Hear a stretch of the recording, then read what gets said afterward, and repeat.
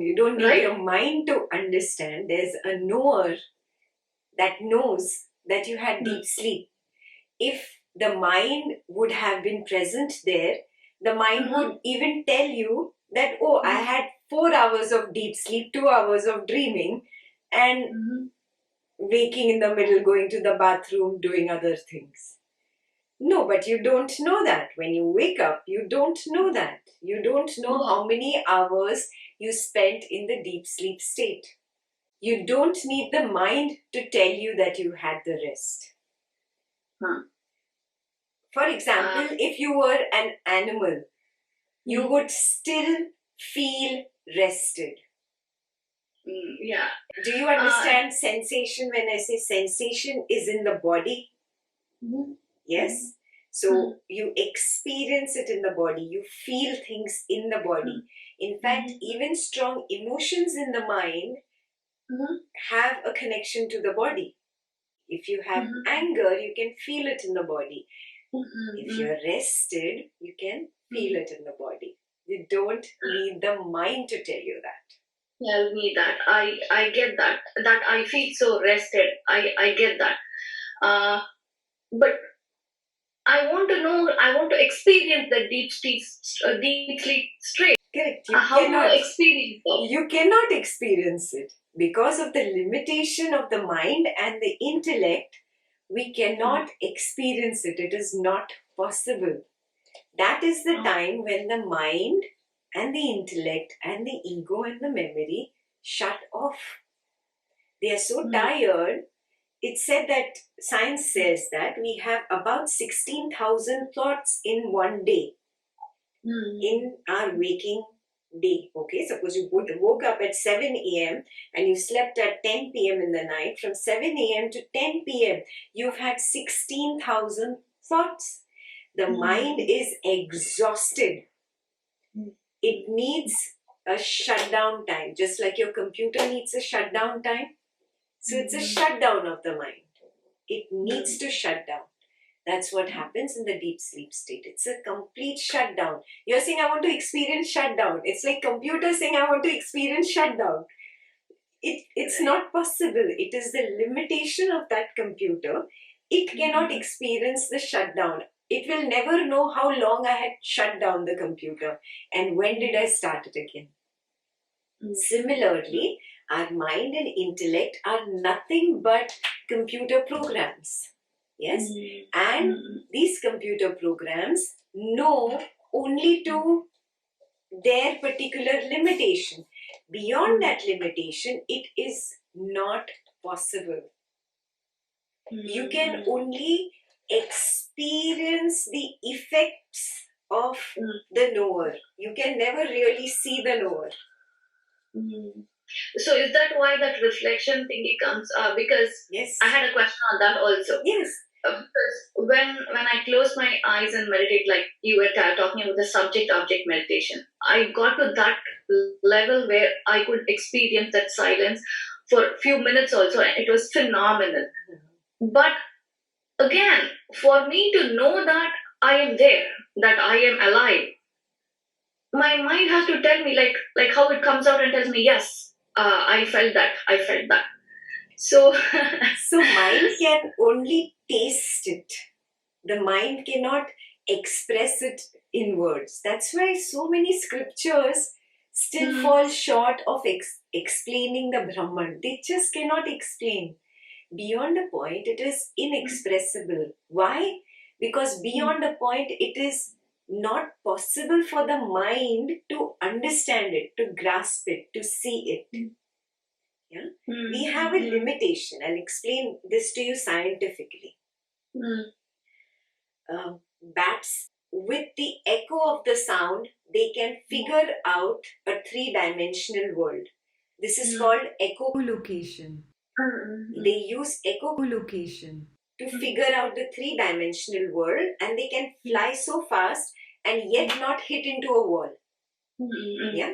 But they create their universe with how much ever senses are given to them. Got it? Yeah? A mole has only touch. That's it. It touches, and it creates its three-dimension world. It creates its molehill. You must have seen a molehill. Yeah. So it has only that sense. Similarly, we have a limitation. With this eye, I can only see shape and color. Look around your room. Can you see anything other than shape and color? No. Yeah, that's right. Yeah. Okay. Shape, colors. What else?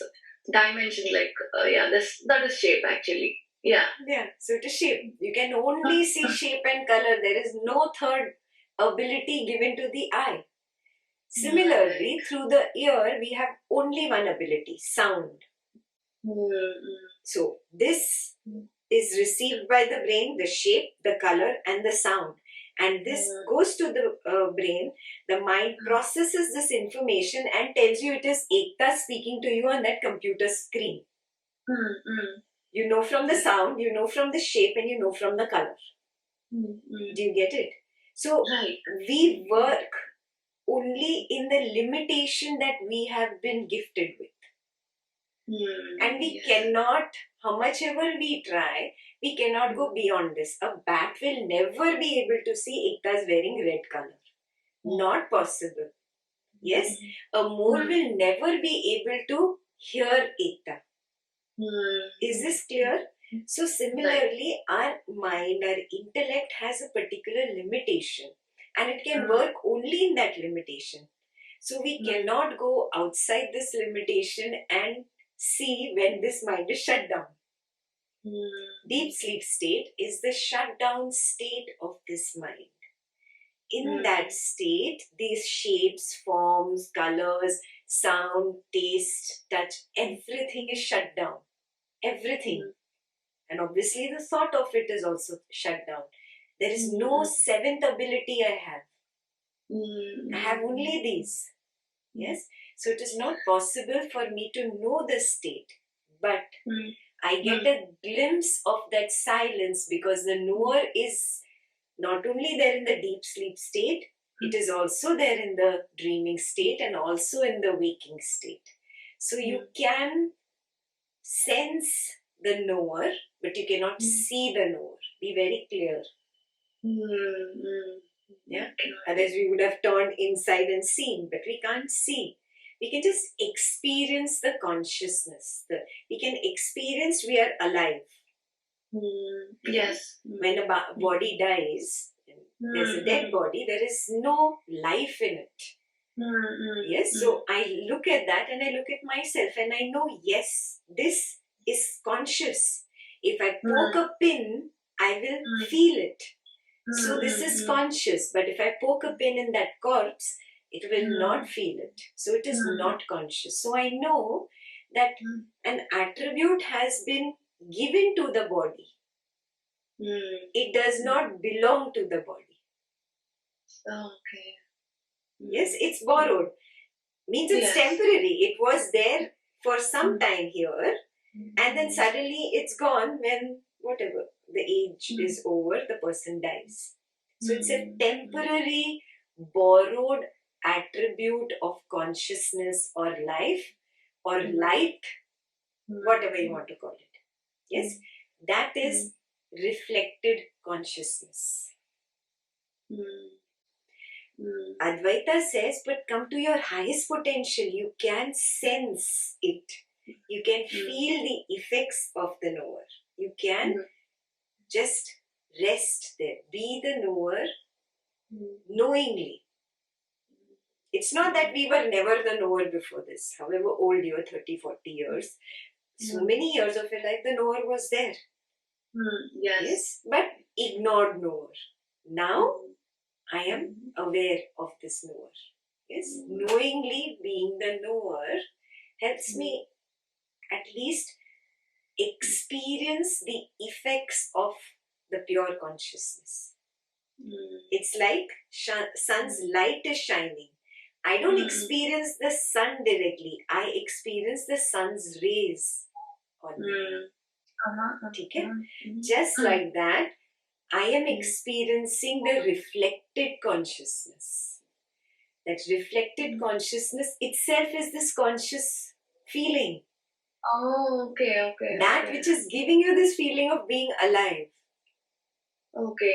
But why is it not the real one? Because I am in that field, right? I should be part of it, right? Why is it reflected? It's the same thing. Is the sun light different from the sun? Okay. It is the sun. It is not different from the sun. You're saying, oh, my toe, which is so far away from my body, I'm 6 feet tall, so my toe is so far away, so that is not a part of me. No, it is a part of you. You get it? It is just our perception, the limitation of how we are perceiving it. Yeah. It is a part of you. It is you. There is no parts here. Yes. So similarly, you are pure consciousness. You are Brahman, but you don't experience or see Brahman directly. You can experience the effects of Brahman by the sense of consciousness that you have.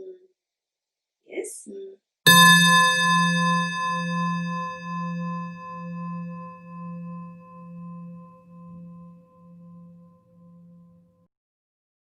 You are already there. You have to just become aware that the knower is there. Now you're speaking to me. What's your name?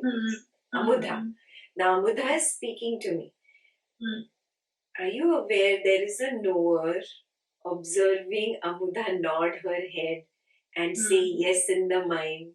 Can you see the thought yes also in the mind? Yeah?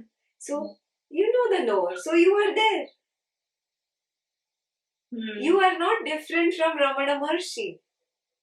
It's not that he has some special access and you don't. Both of you have the same access. Both of you already are there. Yes? Ramana Maharshi is just become a Vairagi. So he doesn't get tempted by the mind and the world, to leave this knower and go out and do the drama. He's lost that passion for these things. So he is very comfortably seated in the knower. In us, what happens? We get tempted by people, by situations, by things, by thoughts, by emotions, and we get lured into the world. And then, of course, we lose sight of the knower. Yeah, it is actually the knower only that forgets himself and becomes the mind and gets involved in the drama. And then he finally realizes, oh, I'm the knower, and then comes back. Yes, there is no difference between the knower and the mind. There is no difference between the knower and the body. Similarly, there is no difference between the knower and the world. Yeah? So this is not the end. You don't stop here. You now take this knowingness into your life. Whatever you do, you see, this is not different from this knowingness. This knowingness is all that I perceive of this Jagat, of this world. I don't know if really there is this object out here. I am seeing a tree outside the window. Okay? Do I really know if the tree exists or not? If I feel it, I see it. If I feel it, okay, if you feel it, even if you feel it, let's assume you are feeling the bark of the tree. What are you feeling? I'm feeling the bark, the harsh, the rough bark. Think Which again. is my sense of that roughness. Correct. All you are feeling is roughness. Roughness off also is wrong because the off is an assumption. Of the bark of the tree is an assumption. Really, in pure experience of mine, I just experience the roughness. That's all. Yes, there is just that perception of touch. Is this perceiving different from knowing? I perceive and I know it. Because I perceive, I know it. At the same time, right? Yes. Perceiving is knowing. There is no difference between perceiving and knowing. It is the same thing. So, this person that I am seeing in front of me, I'm touching, I'm hearing, I'm perceiving this person. So, perceiving is made up of a stuff called knowingness. Right. So, this person has come up in the ocean of knowingness. He will stay for a while, play for a while, and he will dissolve in this knowingness. Same for things, same for situations. They come up in this ocean of knowingness, they play for a while, and they go away. It will just change your perspective of looking at things. You see what I'm saying? Yeah. Perceiving is not different from knowing. Sensing is not different from knowing. Thinking is not different from knowing. Feeling is not different from knowing. So basically everything is knowingness. Everything is arising in this knowingness, playing in this knowingness, and dissolving into the knowingness. The knower and its knowingness, the ocean of knowingness. If you can go till there, fantastic. You've done it. You've mastered Advaita.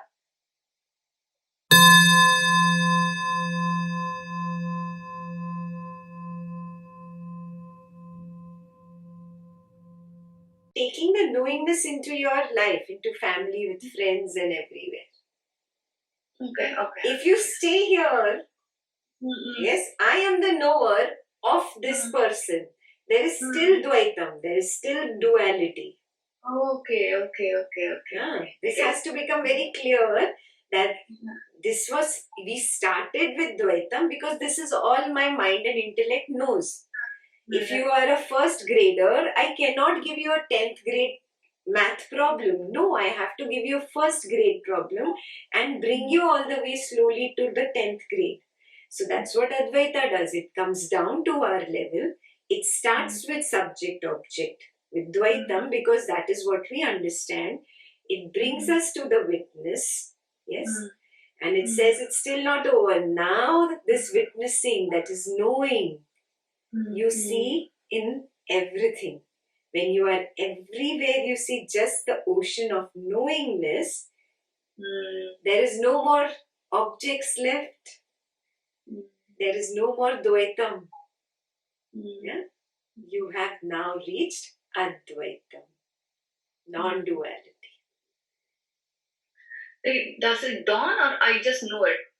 Does it come suddenly or no? I have to work on it, right? There is no working. Even right now, if you were paying attention, you could have got it. Oh, how could I miss it? It's right here. It's here right now. Okay, yeah. It's like waking up. It's as simple as that. You're just asleep and Ekta is shaking you. Come on, Amudha, up. And you're like, oh no, I want to sleep a little bit more. That's it. The moment you open your eyes and you're awake, how much time does it take? That also takes more time. Yeah? To open your eyelids. In a fraction of a second, you can be there. Oh, this is the knowingness. Everything is just knowingness. I never have known objects. It was just a theory of the intellect. It is just an assumption that there is a tree out there. Yeah? So this is something you need to contemplate. Go out for a walk wherever you are. Just go out for a walk and then just think about this. Understand it. Go really touch a tree and experience. Can I experience what Ekta is saying? Does it make sense? Don't believe me blindly. This is not the path of believing blindly. Yeah, in fact, I'm totally against it. You experience every little thing that is being said. Yeah, it's completely, purely experiential. Okay. I will try that and I will email you. Sure. Definitely. Sure. So thank you so much. You are my guru.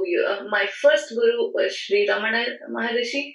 And that's why I love this session of Advaita that you did for us. It was very difficult. Initially, it was very easy, and then it got very difficult. But the subject object meditation was very helpful. It helped me a lot. And this session is very, very helpful. Extremely helpful. Thank you very much.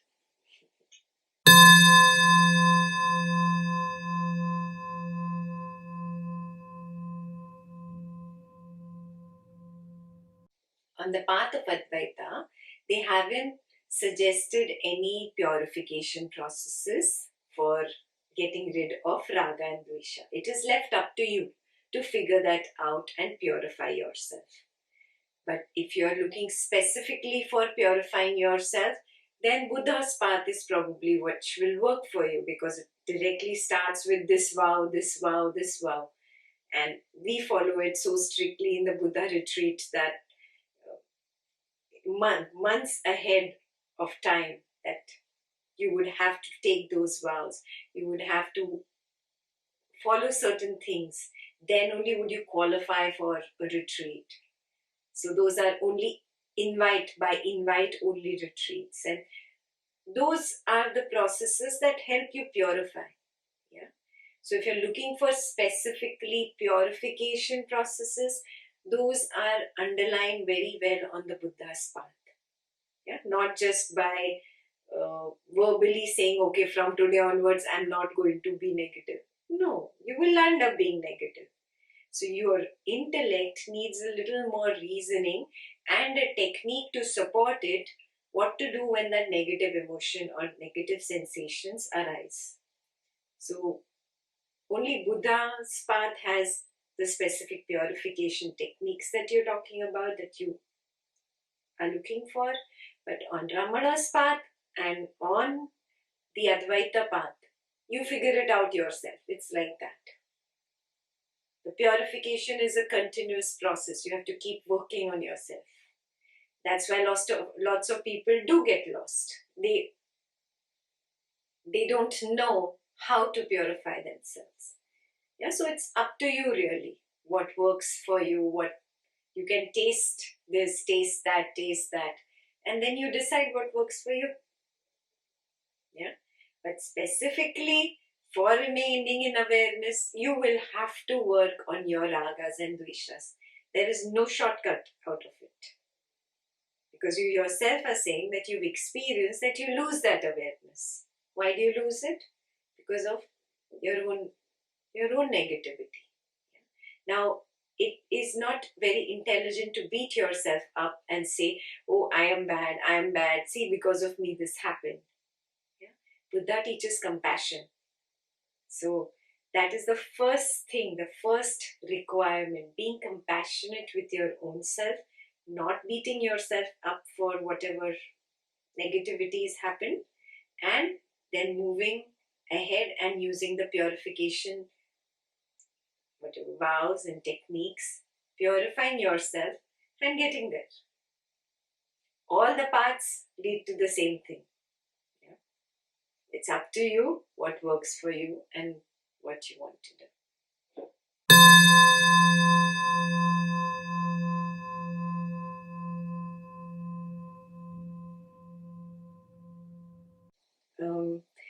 We have practiced, or we have seen how the knower is already there. Yes? Are you right now in the knower? Is the knower knowing that Pallavi is looking through those eyes at Ekta? Is the knower knowing that the mind said yes and then Pallavi's lips said yes? Yeah? So the knower is there. Yeah? It's not suddenly manufactured. It has always been there. Yes? We've just been ignoring it. It has always been there. The knower has always been there. Now, once you start getting established in this knower, when certain fears arise, normally what do you do in life? You push the fear away. You don't want to see the fear in its face. Yeah, that's how we have learned how to deal with fears. But that's a wrong way, because it comes back, and you're seeing that in your life. It keeps repeating like a broken record. It's a habit pattern. So how do I deal with this fear? instead of pushing it away, you welcome it. You embrace the fear when it comes up, of course. Not right now, it's not there right now. Whenever the fear comes up, erase the story from the mind, delete, empty the mind completely, and just feel the fear. Yeah? Just experience the fear, be with that fear. Yeah? As if it is a cloud and it is consuming Pallavi, and Pallavi goes into that cloud. And it's okay if tears come out, if you cannot, contain yourself, that's fine. But allow it to completely consume you with the knower there. The knower is knowing that this fear is increasing like a humongous cloud and Pallavi is actually sinking into the fear. Know that. And that's fine. It's happening. The knower has to continuously be there throughout this process. And you will see that how big can this cloud be. You will come out to the other side. There you are just pure knowingness. You will notice that this fear actually is limited. It is not unlimited. Yeah? The knowingness is unlimited, like an ocean. In that ocean, the fear had arisen. It played for a while and it went away. Usually, when it arises, I push it away. It comes back. What you resist will persist. It will come back. It will come back. Yes? So instead of resisting things, learn to face them in life. I face it however hard it is, keeping the story aside. Story is not important. Story means thoughts. This happened, then that happened. It is because of this, it is because of that. Oh, that astrologer said this fear is happening because of this. This is all rubbish, all story. Keep it aside, it's not required. Actually, the knower and the fear have never sat face to face at the same table. They need to sit at the same table and finish that process. You will come out to the other side where this cloud of fear will just burst and vanish. And when the knower knows that it was a limited thing, it does not have power over me, you'll be free of it. This is the Advaitic way of getting out of any emotion, not just fear. We use fear as an example. Any emotion. Yeah. Always knowingly be the knower.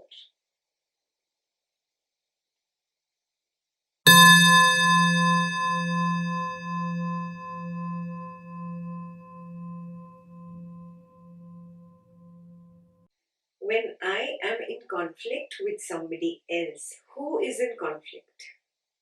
Who is in conflict here? Is it the knower in conflict or is it the ego in conflict? Ego.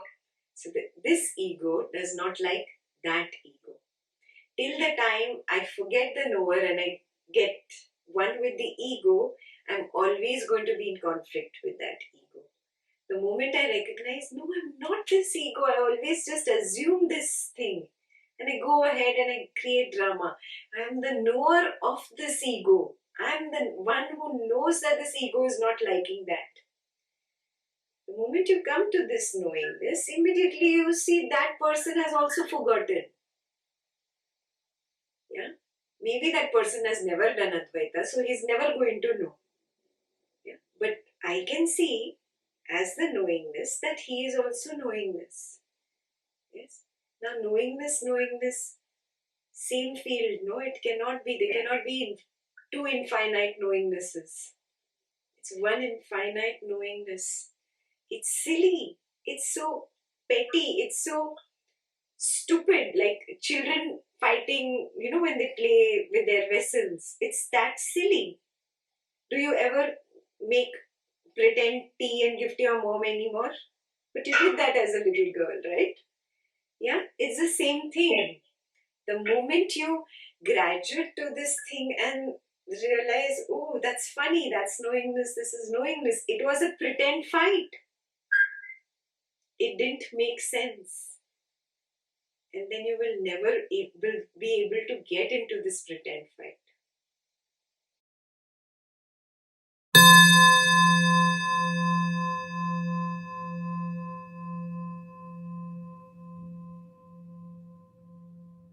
Right now, you are speaking to me. Smita is speaking to Ekta. Okay? Now, can you see the knower of Smita, seeing Smita nod her head and Smita's looking through her eyes? Who is knowing? Isn't there a knower who knows that Smita said no? Aren't you knowing? Yes, I'm knowing, Huh. but I don't know it consciously. I mean, that witness is lost when I do this. You're just saying that you know, and then you're saying the witness is lost. So who told me this? Okay. That But is this the is how knower. we regularly live, right? Correct. There is no actual difference. No. Advaita says you are already enlightened. You have just forgotten that. Okay. So this was just the first leg of coming to the knower that we did. Now be there in the knowingness. Consciously be aware that you are looking through those eyes. Consciously be aware how you are sitting or standing. Consciously be aware how is the neck. Because you're bending down too much, isn't it hurting? Consciously be aware of the objects in front of you. Yeah. Now go back to that knower who knows all this. Okay. And that knower, does it have a limit? Is it only limited till this head or to the eyes? It feels big. It Exactly. feels bigger than myself, actually. So that's what. So how big? Is it only limited till the room? I don't know. So you cannot establish a border. You cannot establish I a can't. limit. It is unlimited then. Because you can't Okay. establish. Only pure experience. Advaita goes only with pure experience. Advaita does not go with because I am a guru and I am saying so, so you believe me so. That is not the path of Advaita. Okay? Advaita Okay. says we are going with what I can experience right now in this body-mind complex. Pure experiencing only. Yeah? Agree. So we are experiencing, we can sense this knower like a field of knowingness which is unlimited. I cannot find the limit, I cannot find the border. And this knowingness is there with me all the time. In the waking state, it is there. In the dreaming state, it is there. That's why you say, oh God, I had so many dreams. Who knew? Okay. The knowingness knows.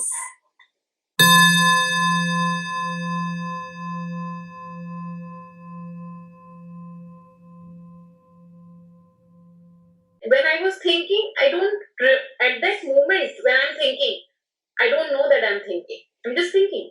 Right now, to formulate this sentence, the thoughts are there. Even right now, Yeah, when Ekta is speaking, your mind is repeating what Ekta is saying. Yes. So that is the mind. So when that mind is there, a thought comes and goes. Who knows that the thought is coming and going? No one.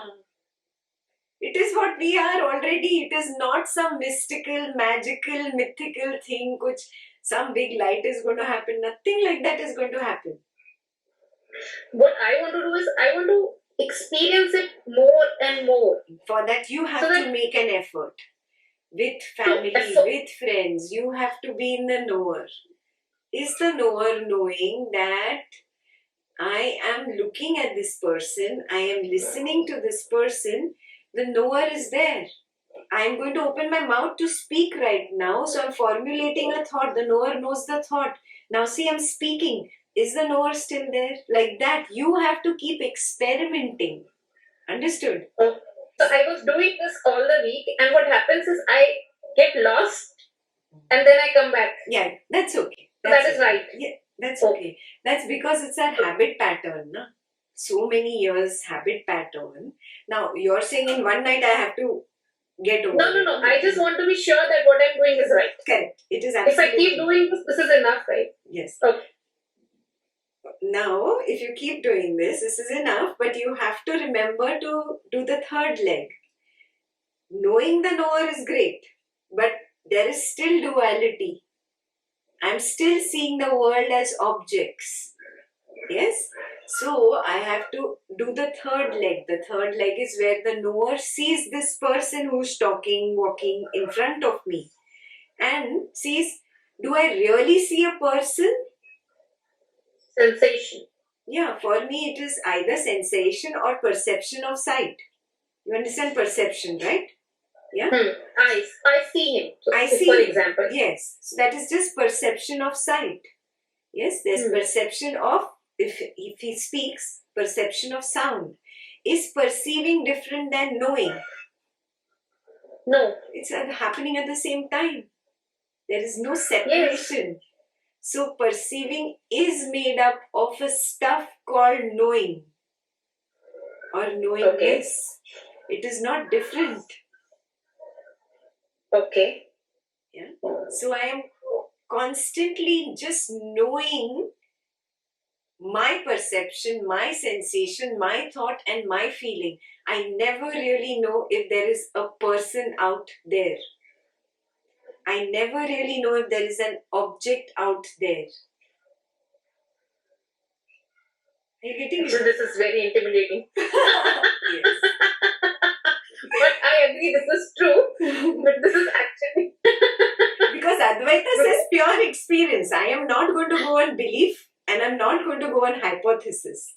And when I say I am experiencing the touch of some object, yes? I just feel what I feel on my hand. Correct. I don't know about it. I don't know about this. The rest is an assumption. Because, assumption, agree. Yeah, 40 people see this, so we've all agreed that, okay, this is a trackpad. Yeah? But this is an assumption. Told. Correct. This is told? Correct. If you were a baby, when you just born, you had no idea this is a trackpad. You didn't even understand. Because I have a baby. He doesn't know. Correct. He doesn't even know it's an object. Exactly. He doesn't know even it's an object. He just use it anyway. Correct. So it is just a sensation and perception that he plays with, that he enjoys, that he experiences. For him, there is no sense of what this object is, or is it an object or not.